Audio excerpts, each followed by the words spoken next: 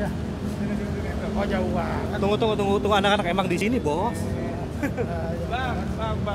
Emang di sini. Oke. Rame. Oke ya. Oke. Oke, jadi gini ya. Bismillahirrahmanirrahim. Assalamualaikum warahmatullahi wabarakatuh. Udah siap semua? Jadi seperti kita dengar tadi, itu tuntutan jaksa 4 tahun, ya. Karena jaksa menganggap saya terbukti menyebarkan berita bohong yang menimbulkan keonaran. Lalu dia mengutip jurisprudensi keputusan kasusnya Ratna Sarumpait di Pengadilan Negeri Jaksel ya, sama Habib Rizik di Pengadilan Negeri Jaktim. Lalu beberapa poinnya sini Bang.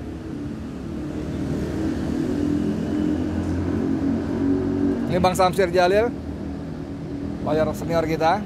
Saya lanjut Bang ya? Ya, lanjut.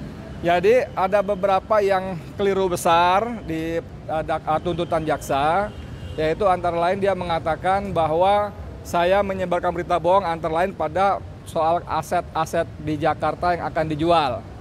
Padahal dalam persidangan sudah terungkap, bahkan hakim pun mengatakan undang-undangnya memungkinkan untuk menjual aset. Memang ada pilihan lain, misalnya disewakan dan sebagainya ya, tukar guling dan lain-lainnya. Tapi dalam persidangan terungkap bahwa yang saya sampaikan itu adalah mengutip berita. Beberapa berita saya bacakan di persidangan, antara lain sumbernya Dirjen Kekayaan Negara, AKN, Harta Negara, bahwa ada rencana menginventarisasi dan menjual aset-aset Jakarta. Itu yang dipersoalkan, dibilang saya mengatakan berita bohong. Berarti Abang mau mulai dulu ya? Oh iya pasti. Lalu yang kedua, dia juga mengatakan lubang tambang milik Luhut 50 lubang itu bohong. Karena faktanya menurut citra satelit tidak ada. Padahal hakim pun lagi-lagi mengatakan sebagai dia pernah tugas di Kalimantan ya, ketua majelis hakimnya, lama Bang ya.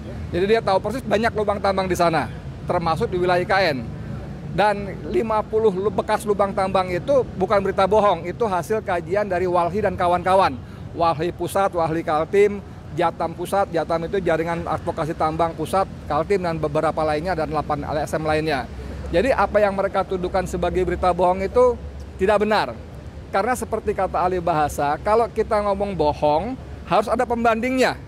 Misalnya saya mengatakan Bang Samsir dasinya biru. Bohong lo, salah. Kenapa? Merah. Ada pembandingnya. Tapi jaksa bolak-balik mengatakan bohong, tapi tidak satu pun memberikan pembanding yang sebenarnya seperti apa. Contoh tadi ya, saudara-saudara Bang Samsir pakai dasi merah, bohong. Kenapa? Yang betul biru. Ada pembandingnya. Dan dakwaan itu tidak ada pembandingnya. Hanya bohong. Apalagi tadi? Ulang aja Bang. Oh iya, tentunya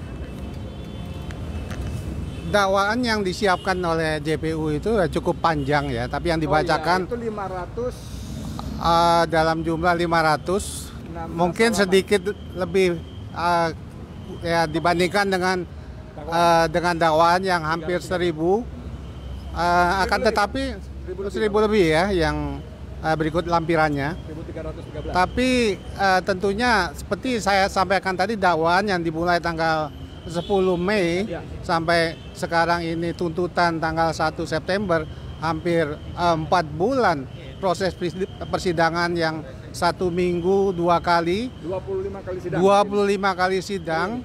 Itu baik pelapor, saksi, ahli sekalipun itu tidak terbukti kalau Bang Edi ini bersalah, karena apa yang disampaikan adalah merupakan fakta ya, dan juga udah dipersempit sama hakim kalau memang apa yang disampaikan oleh jaksa tadi, walaupun yang dibacakan 38 halaman itu semuanya hanya semacam asumsi-asumsi, karena biar gimana pun kalau yang namanya berita bohong itu memang harus ada pembandingnya, yang benar yang mana. Ya. Nah, katakanlah berita bohong kalau ada lubang tambang.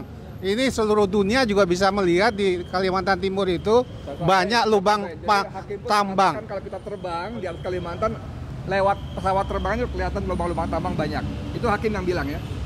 Ya, jadi saya lanjutkan dalam arti tuntutan yang disampaikan jaksa penuntut umum dengan bukti-bukti persidangan yang 25 kali, hampir 4 bulan, kami penasihat hukum berkeyakinan putusan hakim nanti Bang Edi akan bebas. Allah Akbar. Amin. Sekian terima. Amin. Iya silakan. Tadi saya dengar tidak ada satu pernyataan dari JPU soal link. Link sampai saat ini. Oh kita iya lihat Bang, belum itu barang belum bukti bisa pasal diakses. 6 KUHP. Ah.